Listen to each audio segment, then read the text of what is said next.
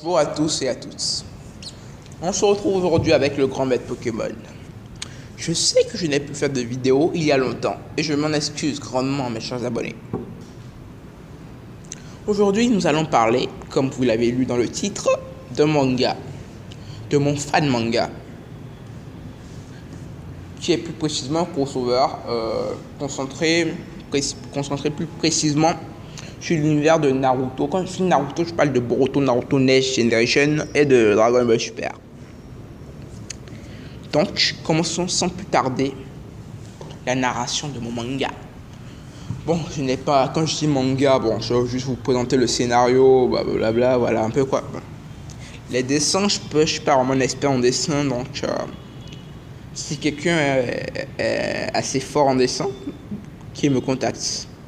Je donnerai mon Snap et mon Instagram, c'est pas sûr, mais je donnerai mon Snap dans les commentaires. Voilà. Commençons. Tout commence dans le monde du Dragon Ball Super. Après le tournoi du pouvoir, quelques années ont passé. Nos héros sont entraînés et sont devenus plus forts. Nos deux héros, Son Goku et Vegeta, se sont entraînés et sont devenus bien plus forts. Les enfants de leurs enfants ont grandi. Trunks et Goten sont devenus adolescents et pouvaient maintenant s'inscrire dans la catégorie adulte du tournoi des arts martiaux. Mais Pan et Bra ne pouvaient pas encore s'y inscrire et devaient rester dans la catégorie junior. Comme vous l'avez compris, nos héros ont participé au tournoi des arts martiaux. Donc Pan et Bra sont arrivés sans difficulté en demi-finale. Lors de la demi-finale, Pan a affronté un humain vêtu d'une cape.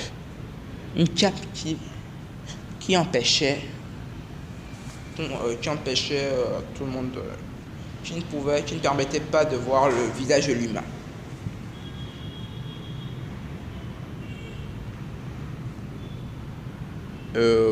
Les examinateurs révélaient alors que le nom de l'humain s'appelait Cabral ou Hachi. Lors de son combat, Pan n'arriva pas à toucher l'humain car il était trop rapide. Il esquiva tous les coups de Pan sans difficulté et lui donna un coup de poing. Ce coup de poing faillit assommer Pan, qui augmenta son niveau de puissance, mais sans résultat. Elle se fit battre à son tour, comme tous les autres participants qui avaient affronté Cabral dans les manches qui avaient précédé le combat de Pan. Bra, quant à elle, arriva sans difficulté en finale et dut affronter Cabral. Notons que lorsque Cabral gagna contre Pan, tout le monde était étonné. Tout le monde.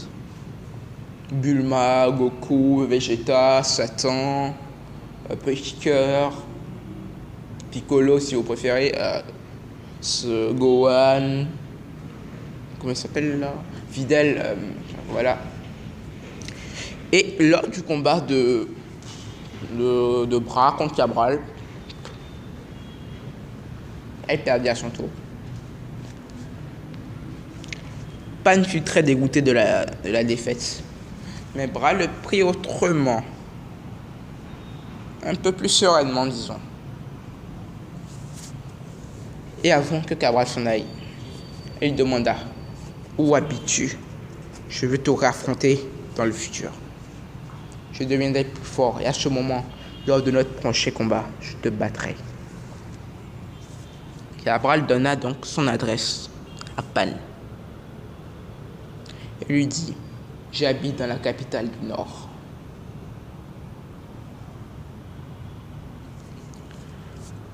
Pan s'entraîna et devint plus fort. Elle alla donc dans la capitale du Nord pour affronter Cabral à nouveau. Quand elle se trouva devant sa maison, elle réalisa que la famille de Cabral était riche. Très riche, vu la taille de sa maison et la beauté. Tout de suite, qu'elle sonna au portail, on lui ouvrir pour qu'elle affronte Cabral. Cabral l'a vu. Cabral, toujours vêtu d'une cape qui cachait son visage, l'invita à aller sur le terrain de combat. Ce terrain où l'affronta Cabral, où ils échangèrent des coups de poing. Ces coups de poing étaient si puissants qu'ils déclenchèrent un vortex. Un vortex qui aspira Cabral et Pan dans une autre galaxie semblable à la leur. Il se retrouva sur une planète semblable à la leur, moins évoluée par contre. Vous l'aurez compris, ils étaient sur la planète de Naruto. Bon, sur la planète Terre dans l'univers, dans la galaxie de Naruto. Je l'appelle comme ça parce que la galaxie de Naruto n'a pas vraiment un nom. Enfin, les galaxies n'ont pas vraiment de nom. Voilà. Donc, au moment où le vortex s'ouvrir, notons que quand un vortex s'ouvre, il dégage une masse incommensurable d'énergie. Whis et Beerus sentirent l'énergie et se dirigèrent donc vers la Terre. Nos deux héros, Goku et Vegeta, sentirent donc l'énergie et se dirigèrent vers le lieu. Whis dit à tout le monde que c'était un vortex qui venait de s'ouvrir et qu'il avait aspiré ces deux humains dans une autre galaxie. Whis dirait que c'était dans une galaxie qui avait à peu près les mêmes planètes que la galaxie dans laquelle eux ils se trouvaient. Et dire que nos deux héros pourraient peut-être se retrouver en danger s'ils étaient sur une planète hostile avec des habitants hostiles, tout ça. Enfin, c'est Goku qui posait la question.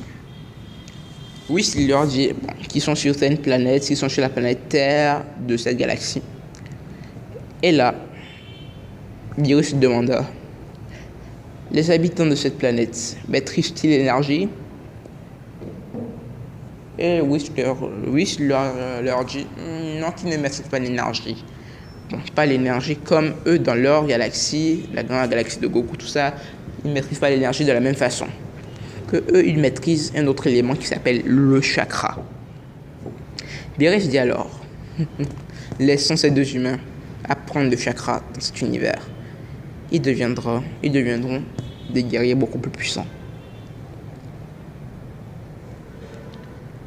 Et Beerus demanda à Whis, mais le chakra, il occupe quel rang au niveau des énergies, au niveau des différentes catégories d'éléments. Quand je dis éléments, c'est le ki, le chakra. Bon, Whis dit que le ki occupait la première place. Ensuite, on vit le chakra et d'autres éléments. Donc, revenons donc sur nos héros. Nos héros qui étaient dans la galaxie de Naruto, appelons-la comme ça.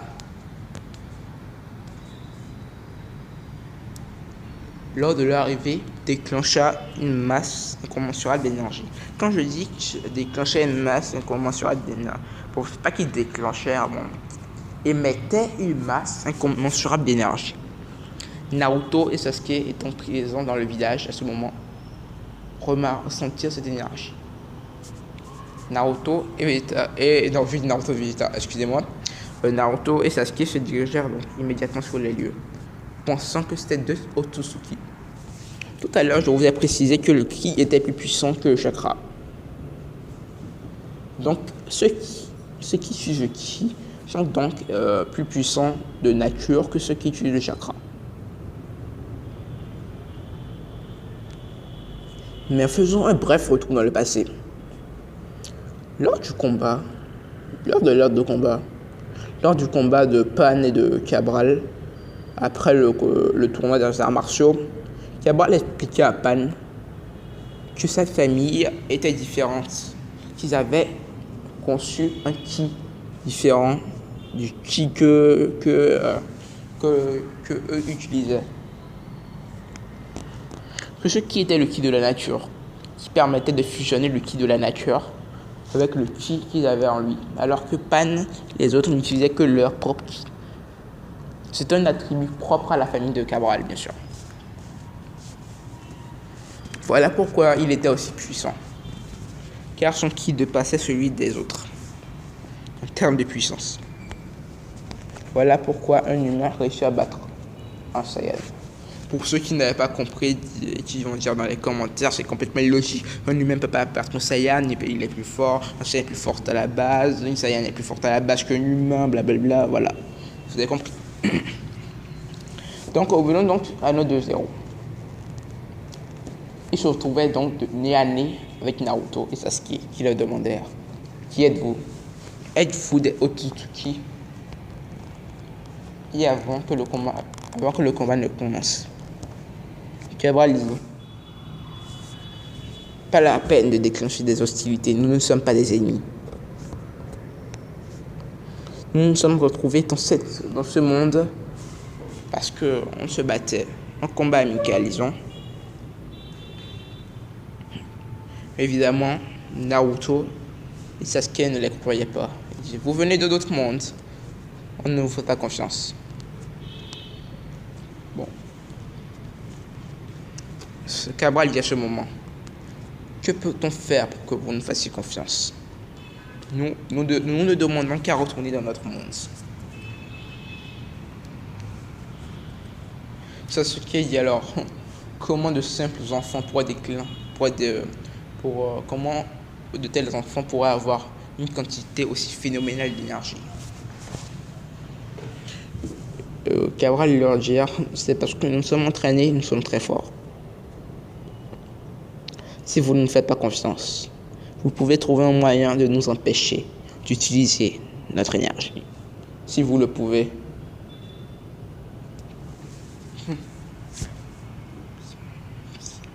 Naruto, Sasuke n'étant pas décidé à leur faire confiance, voulut attaquer, mais Naruto dit: arrête-toi. Si ces deux enfants ne nous mentent pas, on doit les aider à retourner dans leur monde. Sasuke dit: tu es beaucoup trop gentil.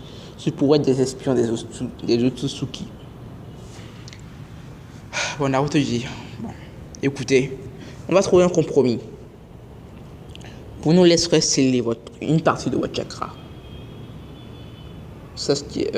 Cabral n'est pas dire le chakra, qu'est-ce que c'est? Il va dire: c'est l'élément, ce qui vous permet d'utiliser vos techniques et vos sorts. Cabral leur dit: Pan ne comprend pas, il dit. Mais avant qu'elle ne pose plus de questions, Cabral l'arrête et dit: oh, d'accord, c'est le chakra. Pan dit: mais je ne comprends toujours pas ce que c'est.